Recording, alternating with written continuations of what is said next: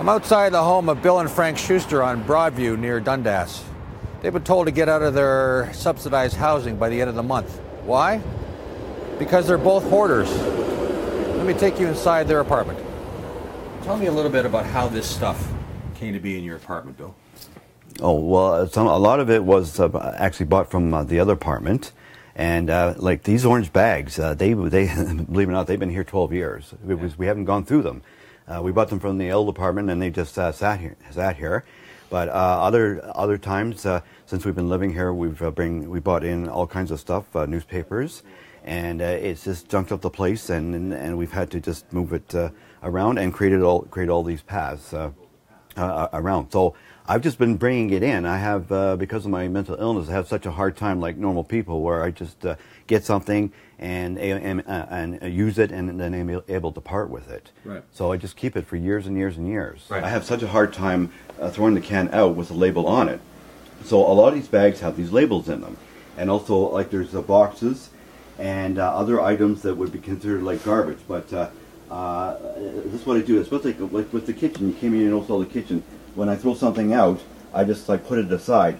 And my brother wants me to put it in the recycling bag. I have a recycling bag I took downstairs, but he wants me to put it in the recycling bag. Right. But instead, what I do usually is I put it aside, and then later on I'll deal with it. I can't deal with it at that time. I deal with it later on. Is there an item in here that you're particularly fond of? Well, we have photographs, family photographs. Right. And you know where they are? Well, I think there's a photograph of my mother over there. And over there. Oh, over there? Okay. Buried. Yeah, buried, as Frank says. Okay. We want to reduce the amount of bulk that we have, so they can by half, by a little bit, at least half. Yeah, yes, okay. so that they can come in and spray for the cockroaches. Why don't you just throw it all out? Well, that's There's three areas: garbage, recycling, and keepsakes. Okay, so if you clean this up by the end of the month, what happens? You're okay? Yes. Well, they'd have to come in to do an inspection, and then she said if it's reasonable. So they'd have to. This ain't reasonable. It isn't reasonable, of course not. Up to standards. And I can admit now that it's not going to be. The job is not going to be finished by November 30. So there you have it. No question, it's a fire hazard, and there's cockroaches, and it's not a great place to live. But what do?